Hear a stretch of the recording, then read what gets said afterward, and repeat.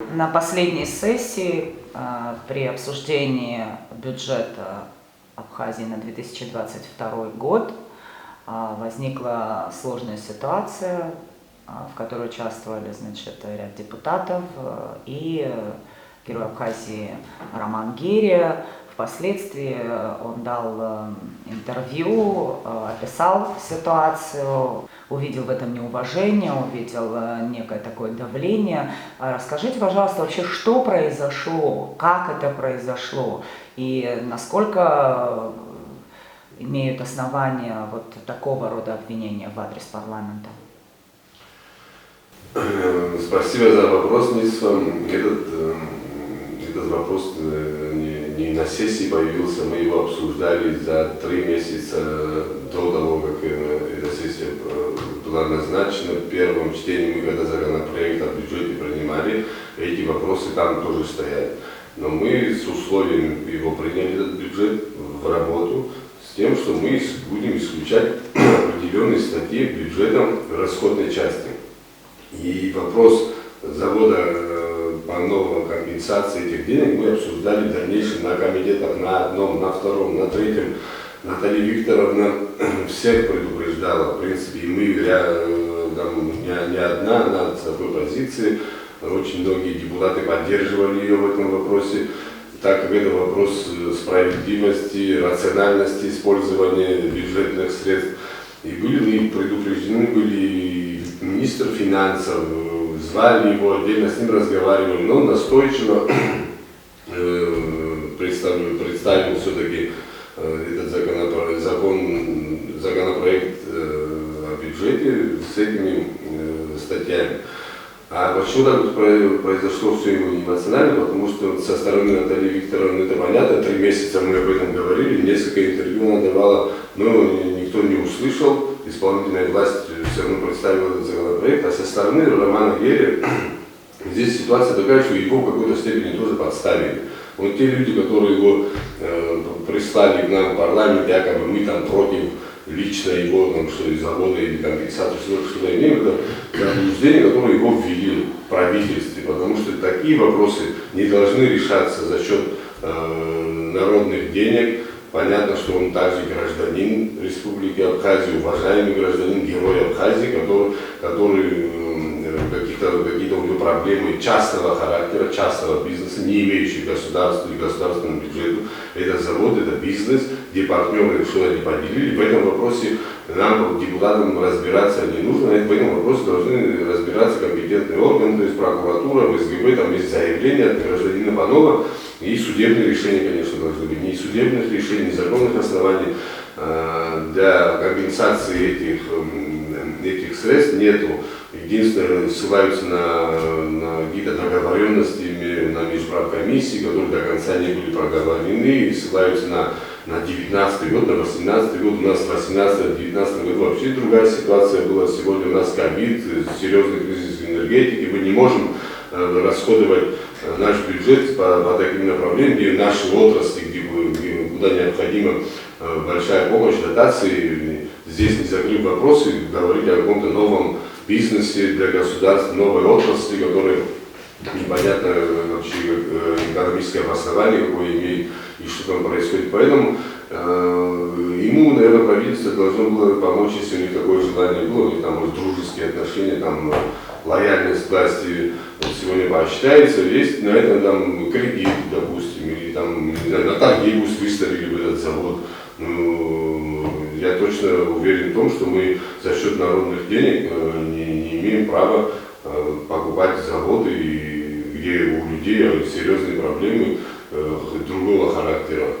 Где касается здоровья граждан, где бытовых проблем серьезных там, со светом, с водой мы не можем обеспечить достойную жизнь гражданам, где так распоряжаться деньгами точно не имеем права. В этом вопросе, кстати, и часть провластных депутатов, и оппозиционных депутатов все, в принципе, имели одно мнение и выразили свое мнение, так как вопрос на самом деле несправедливый по отношению к нашим гражданам. И те люди, которые там пытаются поливать грязь Натальи Викторовны как главное зло, ее можно, конечно, порицать за небольшую там, эмоциональность, членскую, она никого не пыталась не оскорбить, никого лично затронуть, она говорила о государственном, о общегосударственном вопросе. И здесь не обсуждался именно завод Герри или завод там Панова. Мы обсуждали бюджет. Вот такая ситуация есть. То есть, насколько я понимаю, речь идет о сумме свыше 50 миллионов рублей, 55 миллионов рублей, которые государство, скажем так, хотело возместить господину Панову в то время, когда значит, у парламента есть ряд предложений, да, по организации, там, например, ФАПа в Ачимчирском районе, много других вопросов, на которые, собственно, средств сейчас нет, и эти 55 миллионов были бы совершенно кстати. По ФАПам, правильно вы сказали, в Ачимчирском районе после военные годы, там Ачимчирский район все-таки пострадавший, сильно много не восстановлено, у людей проблемы с этим не могут обратиться, чтобы просто за любой помощью элементарно сделать капельницу, надо в районный центр ездить, там, город Ачимчира или город Сухум. И поэтому мы закладывали там ФАПы в разных селах Ачимчирского района, Парчевского района.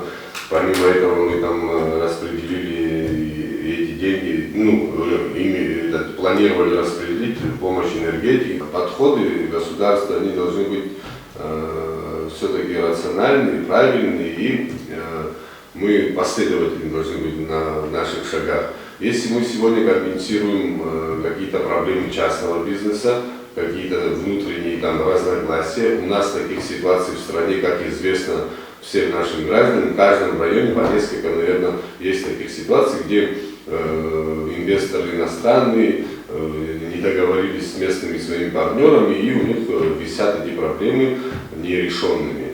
Если мы по этому пути идем, то применение на государственный бюджет ляжет еще и много последующих вопросов. И поэтому такой прецедент недопустим. Просто в этом отношении тоже надо понимать. Если мы по этому пути пойдем, у нас ряд объектов есть, где и больше суммы.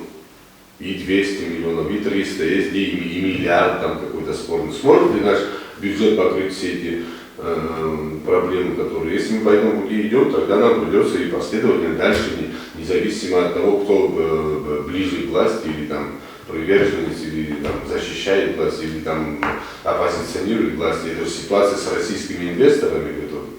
И поэтому такие прецеденты не должны быть. Это все-таки государственный бюджет, это народный бюджет, это деньги, которые накапливает народ для того, чтобы их правильно, рационально расходовали на их нужды именно, для улучшения жизни наших граждан. И поэтому пусть люди тоже понимают, что здесь, когда каждый год мы принимаем бюджет, что депутаты одобряют законопроект о бюджете, который предоставляет правительство. Но какие-то замечания свои имеют право вносить, где видят какую-то несправедливость и нерациональность. Ну, к тому же вопросу добавлю то, что говорил мой коллега. Сессия такая нелицеприятная, была напряженная. Если кто-то думает, что нам это нравится, или мы это осознанно набросились, хочу сказать, что нам самим это не нравится, такой метод общения. Когда нас вынуждают прибегать к повышению голоса, надо быть готовыми. Что касается озвученного ранее этой ситуации, вернее, с Романом Герри и последовавшим потом интервью, человек обижен, в расстроенных чувствах, нелицеприятно, не спорю, никто не умаляет достоинств, и тем более никто не говорит о неуважении персонально к Роману. Это мы не имеем права вообще на это. Здесь речь в другом, в постановке вопроса. Я считаю, этого человека просто ввели в заблуждение, вольно или невольно, другой вопрос. Там же на сессии, скорее всего, не попало на камеру.